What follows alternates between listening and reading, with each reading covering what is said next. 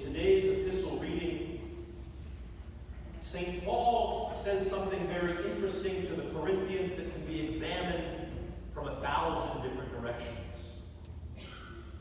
For instance, he says, I have heard from Chloe's people. I have heard from the people around Chloe.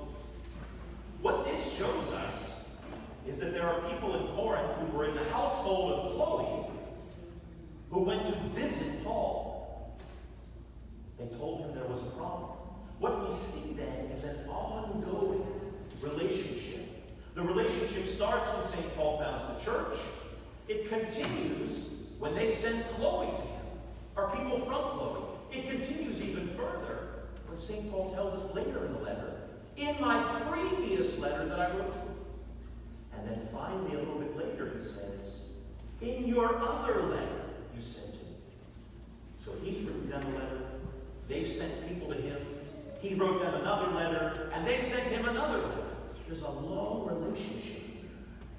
And this is very important because it shows us that St. Paul is a pastor.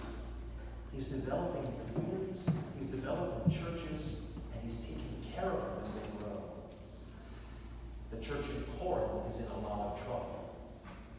They're divided in many different ways. Some of them, it seems, have a little bit of extra money than others, and maybe not just a little bit, but a lot. And because of this, they're imagining that they deserve a more important place in the church.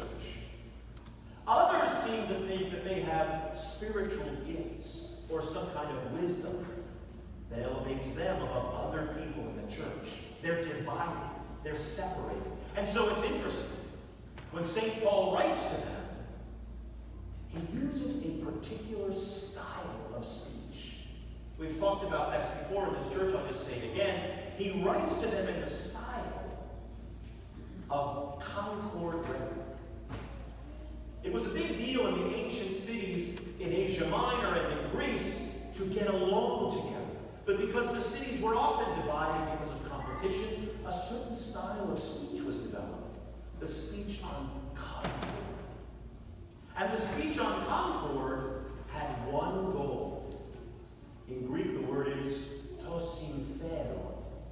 In English, we could translate it as the expedient. But what it really means is, what is the best good or the greatest good for the most people? In other words, should the cities all get together and go to war with someone? Is it symphero or is it not? Should the cities all raise taxes so that they can build a stadium together? Is it symphero or is it not?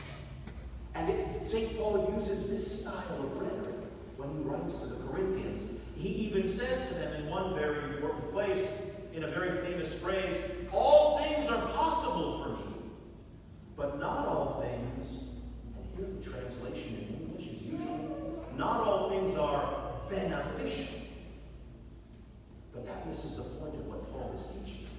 Because that makes it sound like he's saying, look, you can eat all the hamburgers you want, all things are possible, but not all things are beneficial. Or you can stay up all night having a party, all things are possible, but not all things are beneficial.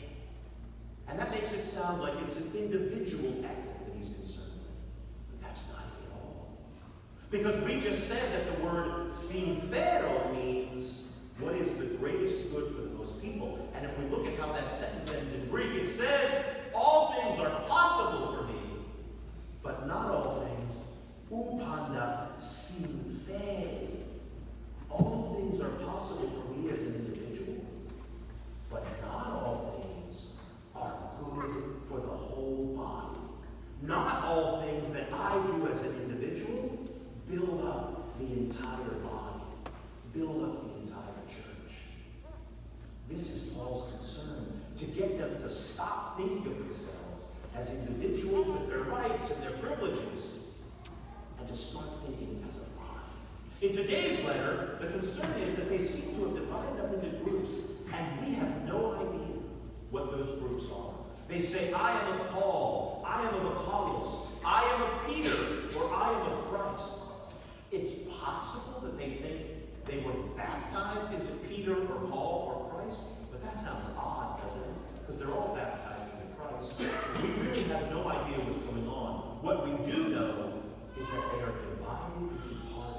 into groups, into factions. And this is what Paul cannot stand. The division. It doesn't matter why they're divided. It only matters that they are divided. And so he writes them this speech on concord.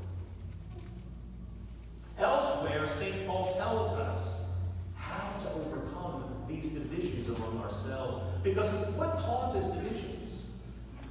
You hit me, and now I'm angry, and now I'm going to hit you back.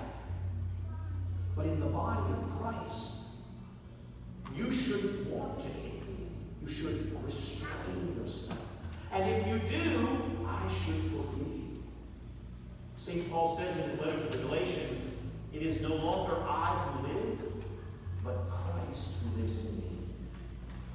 If we have a church that's divided, if we have a church where people fight, if we have families where people are divided and where they fight, it's because each one of us as individuals is only thinking of ourselves. But if I'm doing everything I can for Christ to shine through me, then that Christ should see the Christ in you. And if you're doing everything you can to let Christ shine through you, then that Christ in you should see the Christ in me. We should see each other not as individuals with our own egos and our own desires and our own wants and angers, but we should try to project Christ, and we should try to see Christ in the other. This is the only way to concord. Certainly there are ways for people to get along for a while, but life gets hard, and life brings troubles. And at those moments, what wins out is humility and patience and understanding. Because for each one of us, if in those moments of tension, what we focus on is our rights and our privileges, and I'm in this group, and I'm in that group, we will only further fight, we will only further argue.